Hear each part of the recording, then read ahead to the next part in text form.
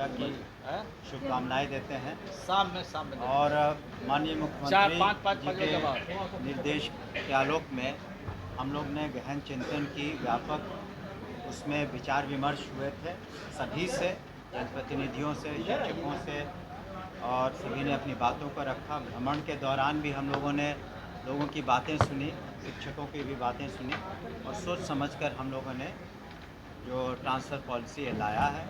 और वो जैसा कि उस दिन हमने अपने प्रेस कॉन्फ्रेंस में कहा, ये उदार है, लेकिन जब भी कोई भी उदार ही नहीं है, व्यापक है और सभी के हित में है करीब करीब।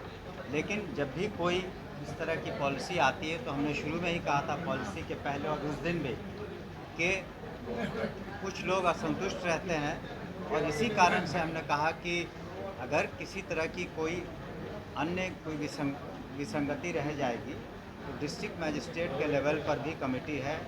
इसके अलावा डिविजनल कमिश्नर के लेवल पर कमेटी है और सेक्रेटरी के लेवल पर मुख्यालय में कमेटी है। अगर व्यक्ति विशेष को फिर भी किसी तरह की परेशानी अपनी बातों को रखना चाहते हैं तो रख सकते हैं। और साथ ही साथ आपने उस दिन हमने बताया कि उसमें 10 ऑप्शंस दिए गए हैं, 10 ऑप्शंस हैं और सभी अपने ज़िले में हैं।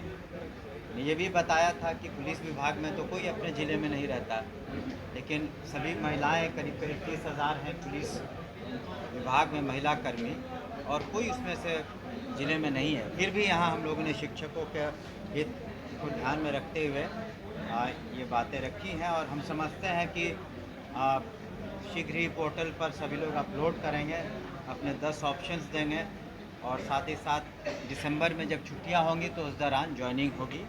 और वो तो अब सरकारी सेवक का जैसे उन्हें हम लोग अपॉइंटमेंट लेटर देंगे तो हो जाएंगे। और उनसे भी हमारा अनुरोध है कि अनुशासित रहें और पठन पाठन में ज़्यादा समय दें, और ताकि हम लोग का जो शिक्षा की जो हम लोगों ने इतने माननीय मुख्यमंत्री जी ने पहल की, 20% से ज़्यादा बजट दिया, महिलाओं का साक्षरता में इतने सुधार हुए हैं, ड्रॉप आउट जो है 12% से 1% से नीचे हो गया।